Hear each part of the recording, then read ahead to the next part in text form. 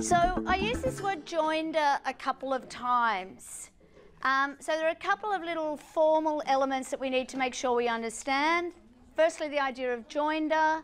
We need to explore signatures. I think I've given you enough spoiler alerts on that. And hey, I'm reading assignments, so I'm here and reading every moment about people thinking about electronic documents, so I know most of you have got that pretty much under control. So, the language that we use is joinder. When we accept two documents together, two or more documents together, as constituting the memorandum or note of a contract. So the courts will allow or find a joinder when we've got documents that are physically connected to each other. So many of you might have seen an agreement, and attached to the agreement might be the plans. So you're creating an easement over your land, and attached to the agreement that's creating a disposition in that land, there is a plan that shows where the easement goes, the path goes, that kind of thing. They're stapled together. It might not be actually, the signatures might all be before that attachment, but they're stapled together and we can see that they're all together. Courts have even found that an envelope in which a memorandum or note was posted is part of the agreement because they were physically attached. So if the only way you could work out who the party was and what their address was is by looking at the envelope, because inside it just says Dear Bill and there are 15 different Bills who live in that house, we can see that it's, you know, Mr. William Brown of 123 Pitt Street or whatever it happens to be. Well, sorry, didn't mean to pop ahead. So if there's no physical connection between the documents, then they might be joined by reference to each other. So I refer to your email of the 13th. And my answer to your question is yes, yes, yes, we have an agreement. And then the terms are in the email of the 13th.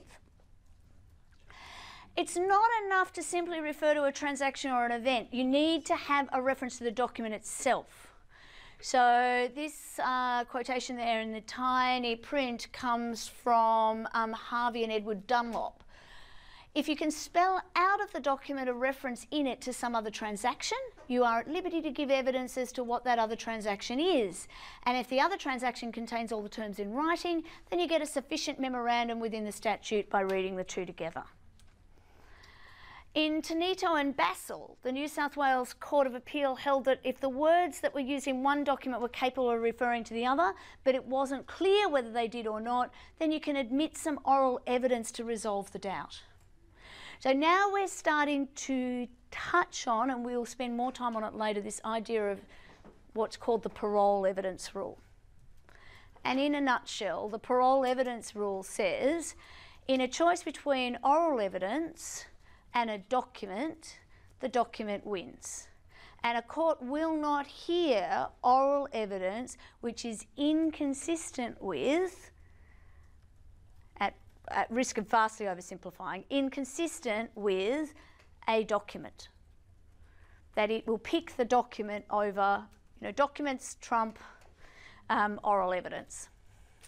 But we can let oral evidence in to explain or amplify what the transaction is. What about signature? Statute of Frauds and the successor provisions all require that the document be signed by the party who is going to be sued or their authorised agent. So in Victoria that goes as far, we read the clause out before, to mean that the agent themselves must be authorised in writing. Having said that, courts take a really liberal approach to what a signature is. Sign for the purpose of 126 can include your name, the mark, the email coming from your designated email address, any kind of marking or attachment by the defendant, as long as it demonstrates that the whole document was recognised expression of a contract. So it's referred to as the authenticated signature fiction, which is a really fancy way of saying if it's got your name on it and it clearly came from you, the fact that you didn't get out a fountain pen and a flourish and put your fancy signature on it doesn't matter. If it's got your name or your mark, including your email address, anything like that, that will be enough. How do deeds fit into all of this? Let's think about this using the legal logic that you're already very familiar with. Does a deed need to be in writing? Heard a very definite yes over in this corner, and something that sounded like a maybe over here. What do we think? Tom, you look like you have a point of view on this one. And you're not telling her. She doesn't know and you're not sharing. Yeah, that's what we need. This is how the profession is going to flourish, by this lack of collaboration. Deeds do need to be in writing by their very nature. So a deed and a contract document, I like to say same, but different. So a deed itself is a creature of equity. It's the very nature of the document itself is one of the reasons, its formality is one of the reasons why you don't need to have consideration. Because the courts are saying, well, you signed this thing, which originally needed to be on vellum or parchment, and so as a consequence, you knew how important it was, and the fact that you weren't getting anything in return for it didn't matter. And deeds need to be signed, sealed and delivered. So signed, okay, not a big deal anywhere. Sealed means in relation to, if you have a seal, I think everybody should have a seal personally, but oh, and I'm not just talking about the furry ones, although some of those would be nice as well. But a seal, so your wax stamp, etc., is where that came from originally. But until relatively recently, corporations needed to have a company seal. So it literally had to have a stamp that had its name on it. And companies don't have to have a seal anymore in Australia. In some jurisdictions they may well need to continue that. But the sealing is an act that if you have a seal, then you need to use it. And the Corporations Act says in relation to companies and how they execute deeds, it will actually talk about if they have a seal, they have to use it. If they don't, it needs to be, they need to be signed by 2 officers usually. If they only have 1 officer, it can be that officer. Delivered. Delivered is probably the tricky one. In agreements, we don't need signed, sealed and delivered, it doesn't matter. In a deed, we need some act of delivery, which literally could be picking up the signed document and giving it to the other side. But courts have found that delivery is some kind of act or some kind of demonstration of intention to be bound. Again, it goes to these formation ideas. So I put this table together, which I hope is useful to you at some time in your future. Few tricks for young players here, trying to actually just identify the differences between a deed and a common law contract.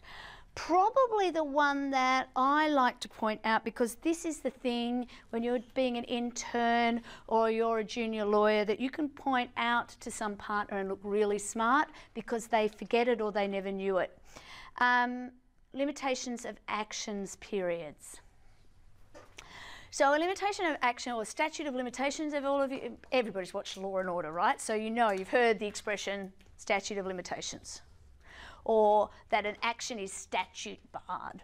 What that means in a nutshell is that the law says, legislation will say, that there is a period of time after, let's just use the word something went wrong, that you can bring an action or sue on a contract, or if a crime has been committed or whatever it happens to be. You've got a period of time, but after that time, it's too late to bring an action. So where that's come up a lot in the news is in relation to child sexual abuse. So where there's been changes to the law in a number of jurisdictions to allow actions to be brought in a much longer period of time or after a consequence erupts. Another place where it's come up is in relation to asbestosis, smoking-related cancers, etc., where the offending conduct may have happened many, many years before the symptoms of the disease or otherwise came up. So in contract, we're talking about gaps in time between the time that somebody breached the contract and when an action can be brought. Statute of limitations in all states where they're slightly different, but they're generally, it's about 7 years between a contract being breached and when you have to initiate an action if you're going to sue. The periods are longer if it's documented as a deed. In Victoria, it's up to 12 years. So just by picking a deed instead of an agreement, you're actually in a very different scenario. And again, it's just a little thing to hide away because it makes you look really smart. And then you email me or you tweet me or something and say, I did it, and I'm like high-fiving and feeling cool. It's all I live for, really. Another idea in here that you might not be familiar with is this idea of escrow. Again, we hear escrow a lot in American drama. I've gone into escrow. You know, and we kind of understand that to mean that I'm going to buy a house, but I haven't got access to it yet. So escrow is a kind of allied concept to delivery. So if you deliver something into escrow, into safekeeping, then it's held by usually a third party who then has instructions to make delivery. So with deeds, it's a little bit more formal. Questions, concerns, frustrations. So one of the things that those of you, and I know so many of you just want to be in court and be litigators, but some of you will want to be writing documents, and one of the things that you will need to think about is what is the right form of a document? When will I use a deed? What are the benefits? And what are the downsides of using a deed? We still have escrow here though, don't we? Yeah, the idea of escrow is usually safekeeping, but we don't use it in that same liberal way of, yeah, it means safekeeping. Doesn't the property conveyancer usually? Yeah, they'll have an escrow account, but usually a trust account is where it'll sit. But also documents are less, unless they're equitable instruments, they're very rarely officially documents in escrow. It's money is held in escrow or in trust. Oops, sorry. All right. Questions, concerns, frustrations? Compliments are always good. Consequences of not complying. So if you want to transact in relation to land or a guarantee, and you have made an offer, that offer has been accepted without variation, and the acceptance has been communicated before the offer was withdrawn, there is clear consideration moving from both sides. The parties have evidenced their intention to be bound, and there is certainty between you as to the terms, but you haven't written it down. Do you have a contract? Nia's like, was a very definite yes, and then as soon as I looked at her, I spooked her. I will say that again. We're going to deal with land. I am going to buy a property from when? Hope you've got a property to sell me. You got a property? He has made me an offer. I have accepted that offer without any variation of his terms at all. Over a conversation though. I accepted it, I communicated my acceptance, I looked him in the eye, we shook hands, I said, yes, I agree to your terms, unequivocal. There was certainty as to what those terms were. I am going to pay him $1 million. He is going to transfer the property at 123 Smith Street that he owns unencumbered to me on the 1st of April next year. We have agreed absolutely, we can identify the subject matter, we have agreed the essential terms, we have looked each other in the eye and said, we are both lawyers here, I intend this to be enforceable, and he has said yes, so do I. We are very clear on intention, we are certain as to the terms, but we haven't written it down. Do we have a contract? No. Okay, so we've got an agreement. So short answer is yes, we have a contract, guys. Why are you not listening to me? We have a contract. Can I enforce it? No. Can he enforce it? No, but we have an agreement. I wanted to call you Zoe before, and it's not your name. Tara said it's not your name too, but I didn't actually pick up what your name was in that moment. Edie. I did. I knew that. I really knew that. It's actually Edith, isn't it? Yeah. Which is one of my favourite names. I want to call you Edith. Can I do that? No, let's call you Edie. That's what you've... Okay, so Edie here, we're on a roll with Edie. So she has suggested that maybe now we've reached this agreement, we could make a memorandum or note of what it is. So then, I'm going to use the same example. We had a bit of a talk and walk before because I needed water. So we've reached that agreement, and Wen comes back to me and he sends me an email setting out all of the things that we agreed. Just sends it to me. Can I sue him if he doesn't transfer the property to me? Why not? No, we've got an agreement. We have established that I've got an agreement. I accepted his offer. We know what the terms are. Tracy is really cross with him for selling this excellent property at such a low price. But bad luck, we've got an agreement. He's put the terms in writing and sent them to me. But Tracy's convinced him not to actually transfer it. Can I sue him? Memorandum or note or an email?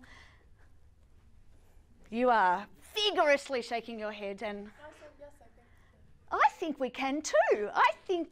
I think I can sue him because he has, we're using the authenticated signature fiction here, but he has effectively signed. Can he sue me at that point? You didn't sign. I haven't signed anything. Say I haven't responded, I haven't done anything. I don't do my bit. In order to bring an action against a person in relation to a disposition in land, there needs to be a memorandum or note that is signed in big air quotes in this concept, authenticated signature. I haven't signed it. But if I were to reply to that email and say, absolutely, that's what we agreed, then he would be able to sue me as well. Now, it'd be messy, to be quite frank, because there's all sorts of other legislative overlay in relation to the sale and purchase of land, but we have everything that we need there. Everybody happy with that? Is that because you gave your agreement orally? Well, we've reached agreement. So agreement requires, for order to have an enforceable agreement, or in order to have an agreement at common law would be a better way of putting it, we need to have agreement, offer, acceptance. All of those other things have been met. We need to have intention, we need to have certainty, and we need to have consideration. Then we've got an agreement. But if we don't have writing, I can't enforce that agreement. So it doesn't, so the point here is that failure to meet the formalities of requirement doesn't impact the existence of an agreement, it just impacts whether or not we can enforce it, but also who can enforce it. So one of the scenarios that we went through then is Wen might not be able to enforce against me. If I'd never responded to the email, if I didn't sign the memorandum or note, I can sue him because he's given me that, but he can't sue me. Sorry, that was just random. It could have been the other way around. I could have sent the email. It was just I wasn't picking on you. The memorandum would be valid if you conform with Yeah. Well, it's still valid memorandum for the purpose of me suing you. It's just not valid for you to sue me until I've also signed it, confirmed it. If I said the last sentence in the memorandum is the memorandum will be valid. Okay, this is a good idea.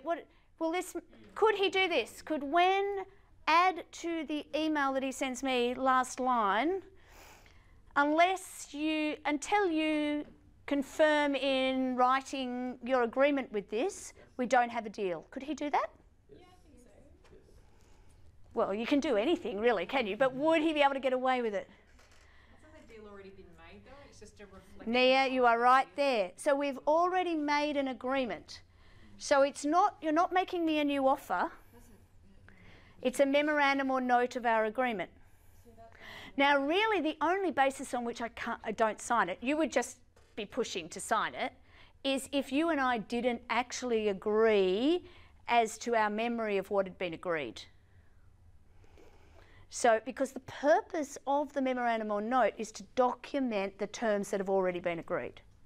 Now, what is more likely to happen is we go into Masters and Cameron again and we think about, well, what are the categories here? It is very rare for somebody to say, yes, I've agreed, it's sold to you. We'll just follow up and you can sign the formal agreement later. That is one of the categories in Masters and Cameron, so it could happen. It is more likely that what we do is we then go away, get our solicitors to write up the terms, check it, and then we exchange contracts, and our agreement is made at the point in time where we exchange written agreements that are identical. So the scenario that I explained was when selling the property to me, it just needed to be a property to make it easy to understand. Commercially would very, very rarely happen. And often, if it did happen, chances are somebody's being fraudulent, to be quite frank, and there would be some other issues. So it's so cases like Amadio and other cases where you've got effectively somebody's taking advantage of somebody who doesn't understand what the process normally looks like. So in land, where it might happen is in a guarantee though, where, you know, I'm trying to, my son wants to rent Wen's property. Wen looks at him and thinks, yes, he spends most of his money on beer and very little of it on washing. I'm worried about what the condition of this property is going to be like, so I want a guarantee. I don't think he will pay the rent or that he'll keep the... So I want a guarantee from a responsible adult that he knows. My son is 19, he has capacity to contract, but you still might want a guarantee. And we might talk about it. It's like, yeah, sure. You're right. You're fine. He's a good boy. I guarantee it, I say. And you then send me an email and you say, okay, the rent is blah, blah, blah, and if he doesn't pay it, I'll be coming to you for the balance. And I'm completely silent. Yeah. So again, that's probably a more realistic scenario. I would stand up for my son. I would reply to your email just saying. Okay, so what are the consequences? So this is, in this part of the course, this is what you need to start thinking about, because when we were looking at just at the formation elements, failure of a formation element, one of the legs of the stool isn't there, the stool falls over, we don't have an agreement. Now we're looking at formalities, capacity in particular, where we can have an agreement, but there is some impact on the availability of an enforcement. So, a contract that doesn't meet the requirements of statute of fraud or its successors will not be void for non-compliance. It just means that you can't bring an action against them. So, the contract itself might be unenforceable, but dealings between the parties might give rise to enforceable rights. For example, there might be a reliance. You might be able to rely on the contract as a defence. So, let me go back to this ridiculous example I have where Wen and I entered into a verbal agreement under which he sold me his house. No paperwork was done. We probably thought we were being very clever and avoiding stamp duty by not having a document, and I've moved in. And he gets his results from contract law, decides he can't stand the sight of me, and he kicks me out of the house and says I am trespassing, brings an action against me for trespass. I could rely on the agreement that we had under which I'd bought the house as a defence in his action for trespass, even though it's unenforceable as a contract. Where there's been part performance, so I've made the payment, but he hasn't transferred the asset, the document, the asset over to me, I may, because there's been part performance, I can probably get an equitable order that will require the documentation to continue the process on. There might be some kind of equitable estoppel. You might be stopped from kicking me out of the property even though there is no process because of an equity that I've accrued. Restitution. A restitution arises if we've got a benefit that's been conferred by one party, on one party I should say, by the other,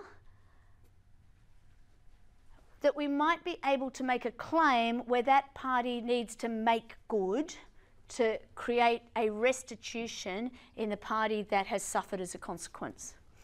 And of course we've got our old friend from only 2 days ago on Saturday, severance. If only part of the arrangement is unenforceable, we can sever out that and maybe the rest of it is enforceable. So a good example here might be, I'm just picking on you for consistency, when it sounds better in the recording, when has sold me his house and all of the furniture in it.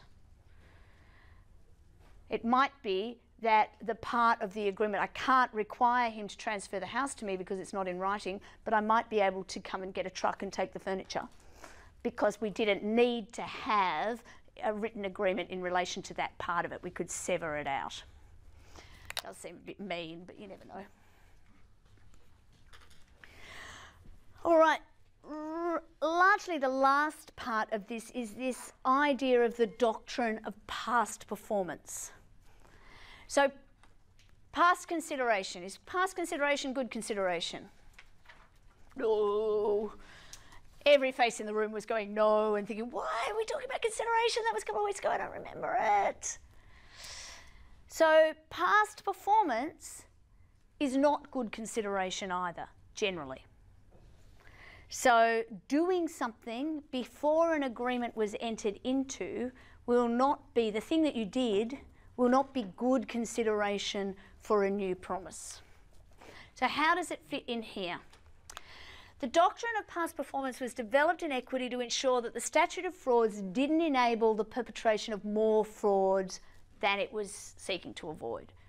So if you had in fact acted on a contract that hadn't been written, hadn't been put into writing, we still should have some mechanism in equity for ensuring that we didn't have a fraud.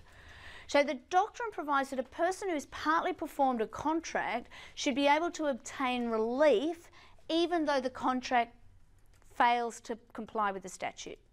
So the fact that they've acted in accordance with the contract, they've performed even though the contract itself is unenforceable, impacts the ability of the court to provide an equity, to find an equity to find relief for them. Now, it's an equitable instrument or an equitable right. So it only is only available where specific performance is available. So equity, you'll learn significantly more about this when you do advanced contract. By the way, it's not advanced, it's just breaking contract, what happens when terminations happen, what the damages are. What you're doing now is just as advanced as what you'll be doing then. It's just the name they gave, contract B. So you'll work out, if somebody breaches a contract, you will start to look at damages and what the consequences of the breach are. Equity provides a range of remedies that are available when paying money is unlikely to be an appropriate remedy. So let me give you an example. If I have entered into an agreement again with Wen to purchase his house, I have paid him the money, he has refused to transfer the house to me, so I've part performed, I've done my part, he's refused to transfer the house to me. In the meantime, there is a massive property boom. The house is now worth $2 million.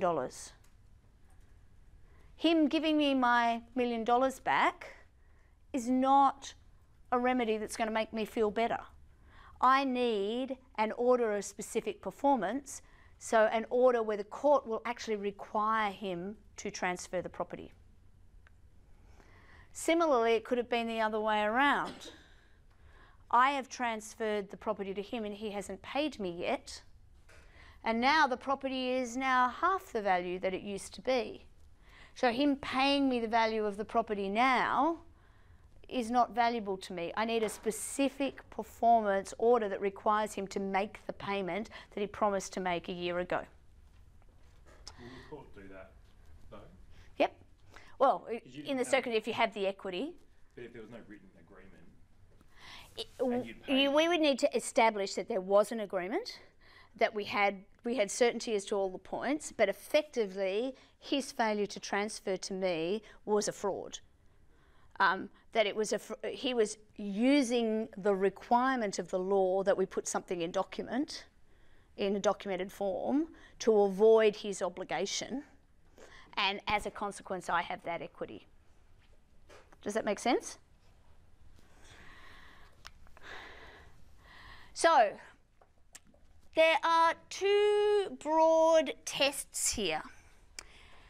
The UK test is the test in Stedman and Stedman, which is significantly broader in its approach than the test that appears to be the case or appears to be good law in Australia, which we get from Ogilvy and Ryan, which is still a New South Wales Supreme Court decision, but the Supreme Court had the view that unless and until the High Court adopts the test in Stedman, that the narrow older test is better law in Australia. There is a more recent decision, Curry and Curry, which continues to support this view. We're talking about New South Wales Court of Appeal level though. So let me just talk you through Ogilvy and Ryan so we can understand that. This is in your casebook, 1976 case. The facts go back to the late 1930s. I hate it when I forget the names of the parties, which one was which. So there was a woman, the female one in this, I think it was Ms. Ryan. Let's go with that for now, I could be wrong. Ms. Ryan worked for the cinema and she lived in a house near the cinema that was owned by the cinema, and she paid £1 a week or something like that as rent. And the managing director of the cinema, his wife died and they were quite friendly. And so he moved in with her and they lived together and cohabitated for a little while, very happily. And then the cinema, you know, the world changed and they said, we don't provide housing to our employees anymore. We're going to redevelop this site. You're going to have to find somewhere else to live. So I'm assuming Ogilvy, the managing director or former managing director of the cinema, said, look, I'll buy us a little house and we can live there together, and I'm a bit older than you, so you can look after me in my old age, but I'm going to leave the house to you. It'll be yours. And so they did that, and they lived together quite happily for a very long time. They never got married. They divorced. No, he died, and he never put her in his will. The number of times, even though this is contract law, we're all going to go and check the wills of our significant others, right? She maintained the house. In fact, even when he lived there, she put significant amounts of her income into renovating it and making it nice. She looked after him in his old age. So the question was, because it's never in writing, he didn't put it in his will, the house was in his name, did she have an interest in land that could be enforced? Oh, when you're a hard ass, aren't you? Look at that. No. No. You think it's ridiculous that he would... It's related to the land, you know. Yeah, it's related to the land. So, sorry, I thought you said it's a ridiculous claim that she's making. Ridiculous. Like, oh, we're going to have a stand-up row about whether or not he was well treated. So ultimately, the actions that she had provided didn't satisfy the narrow test because there was no unequivocal reference to a contract for the interest in property. We could see the things that she did, potentially in reliance of her understanding that she would get the property in the long term, but they might have been things she did out of love and affection for the managing director, said the judge. We don't know whether she did those things because she was expecting to have a long-term investment in the house or not. They said they didn't have the liberty. Now, it's quite clear that the broader test in Stedman would have looked at the acts of reliance, would have looked at the investment that she made, would have looked at the relationship between the parties. There was no dispute as to the promise that had been made. There was just no documentation. And under Stedman, it would have been enough. But the court said, no, in Australia, this is not good law. Until the High Court says otherwise, we have to look at the narrow test. And if the legislature wanted situations like this to allow for the transfer of property, then the legislation will say so. The legislation is clear otherwise. However, having said that, because of the way that equity applies, she was able to establish, based on part performance and reliance, that there was a constructive trust that would entitle her to live in that property for the rest of her life. So the estate continued to own the property. She got to live in it forever. Her nieces, nephews, children, whoever, I don't actually know, was it they, or the cat's home that she would have rather left the money to than the children of her former lover, who had been so nasty to her in that circumstance, they were going to get the asset when she died. So the constructive trust was based on this fact of a common intention that she should be able to occupy the house and that she'd conferred benefits on the deceased in the course of their joint occupation.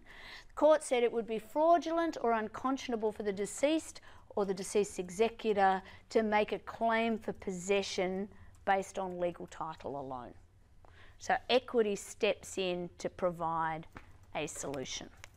Read the case. The case has a very good analysis of the difference with the narrow and the broad test, and also could give you some food for thought in relation to your own view and critical analysis. Kath, how does that compare with the woman that came back from the UK to her?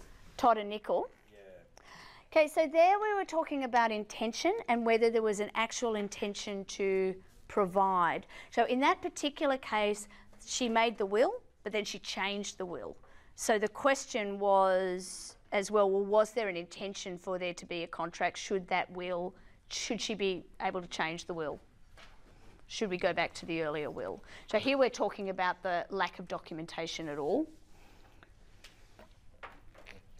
Does that make sense? So we're looking at a slightly different point, but it's a good one to raise. And there, the equities work the other way.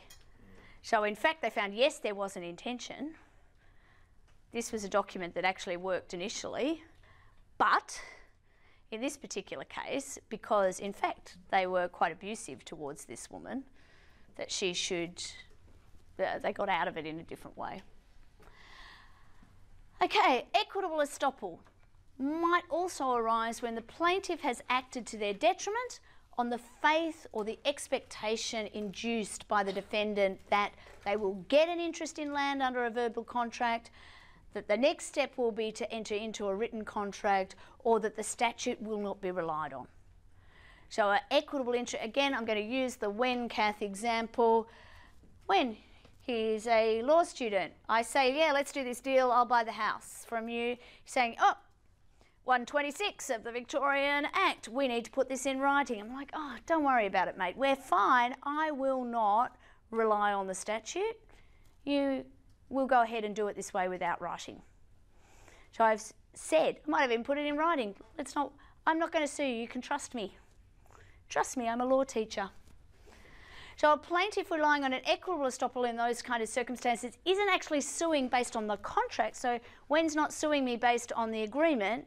He's suing me based on my promise not to rely on the statute.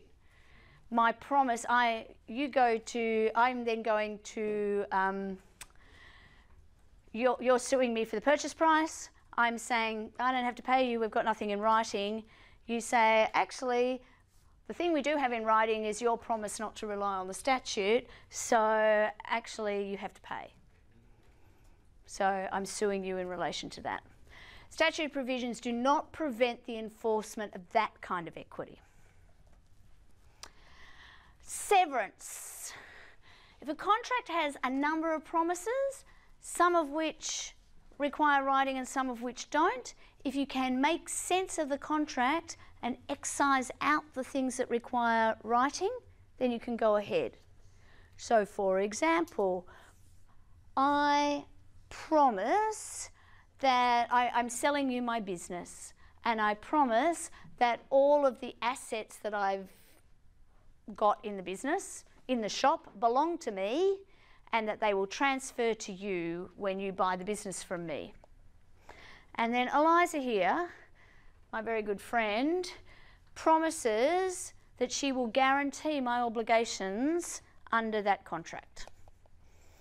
So if it turns out that there's a problem, you're going to guarantee my obligations. We're doing a guarantee on purpose because that needs to be in writing. So we've got that arrangement. Actually, I'm sorry, Eliza, you don't need to. I'll just guarantee myself, okay? That just seems mean to ask you, and it's better for my example. I then actually add a guarantee. I say, I'm guaranteeing that everything belongs to me. The easier way to deal with that would be to be able to sue me under the guarantee. But because the guarantee is not in writing, it doesn't exist. So it's not enforceable. It does exist, but it's just not enforceable. But you can still sue me for breach of contract, even though we don't have a written agreement, if it turns out that I've told you lies about whether I own the stock. Does that make sense? Another example might be if I transfer a shop building to you with all of the contents, like a whole estate, a farm. Actually, I'll use a farm. Transferring the farm to you, literally. I'm selling the farm. All of the sheds and the cows and the tractors and the machinery and the crops and the land, everything, and I'm just doing it verbally. Well, clearly you can't enforce without a written document my transfer of the land to you, but you may well be able to sever out, you may be able to come and get the tractors. Actually, they're motor vehicles. If they're registered on land, they would probably need to have some written document as well, but the cows you can probably take, the rakes and the hoes and the hay and quite possibly even the crops in the ground. Just depends on how that works through. You probably need to be able to demonstrate independent consideration though. So if you're selling the farm and it's just $1 million for the whole of the farm, might be very difficult to work out which part of the consideration relates to the land and which relates to the assets that are on the land. But if it's being sold as a going concern and we've said, okay, it's $1 million for the land and it's $20,000 for the machinery, then we can identify the $20,000 for the machinery and we can sell that, sever that out and sell it separately. This is a nice little idea to think about in the last few minutes that we have. When we terminate or vary an agreement and the agreement itself, the subject matter means that it needs to be in writing. If we have a verbal or an oral agreement to vary, that won't be effective. So we've got a written agreement in relation to the sale and purchase of land, and we decide that we're going to vary the purchase price. We agree verbally that because I've gone on and I've checked out this farm and I can see actually that that well in the back corner didn't work as well as I thought it would, and so we agree that we're going to reduce the purchase price by $10,000. That variation, unless it's documented, will not be effective.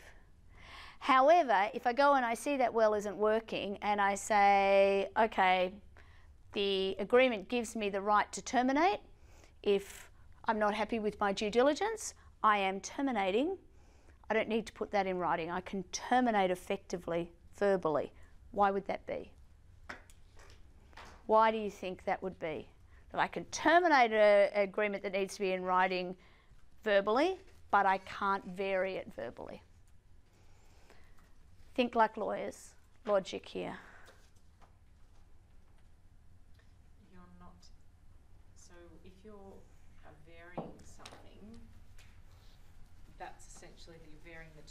so it's the specific DNA of the agreement. Beautiful. Whereas if you're just terminating it, saying it's off, so it's not like you're kind of putting something else in which is going to be binding, which needs to be documented. You just Perfect.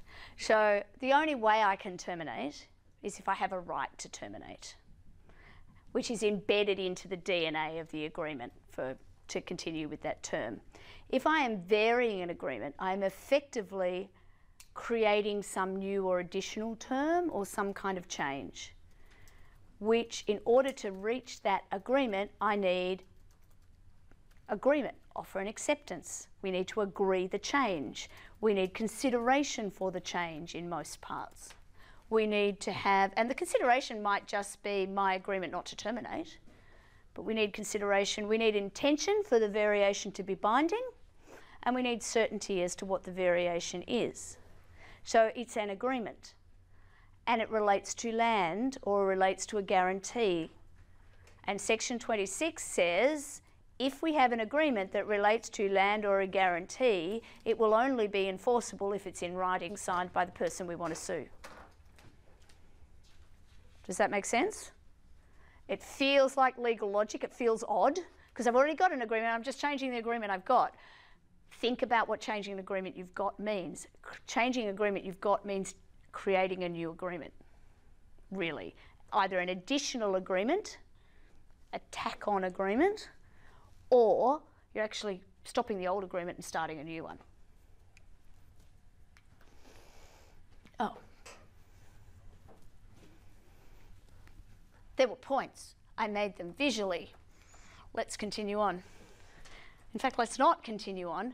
I have a quiz for this one, but I have put it into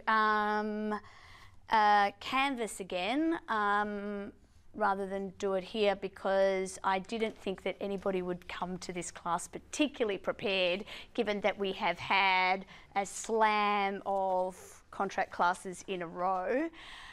We do not meet next week. Next week we will all have chocolate hangovers, I hope, even those of you who do not celebrate Easter. I do hope you have a chocolate hangover because I need company, because I certainly will. I hope some of you get a break. I would strongly recommend that you make a plan sooner than later as to what it is that you need to get done, because it is a busy semester, there is no doubt about it, but that you budget in some time off because it's only getting colder, the days are getting shorter, the amount of pressure is not going to let off. This is a good time to remember, you know, they say take a deep breath. The value in the deep breath is actually letting the air out. You know, like take a deep breath, you're just going to be stressed, like let it out. So take some time off, please. There will be no toot on Sunday night. Was there one last night? Yeah, there was one last night. It was terrible. You really you didn't miss anything. No, it was very, very quiet. But those who were there got to laugh at me because everything was going wrong for me. There will be no toot on following Sunday. According to the syllabus, there is none the week after either, but I think that might be a mistake. So I will put a Sunday night shoot in for the following week. So, no, it's 6:30. Sorry, that's just because that's clearly I haven't changed the slide, but I'm glad somebody noticed that. Have a great time. Questions, concerns, frustrations, send them to me. I will also endeavour over the break to get you a problem for a next assignment and some feedback on the one you've just done. Is that what you want? You want feedback?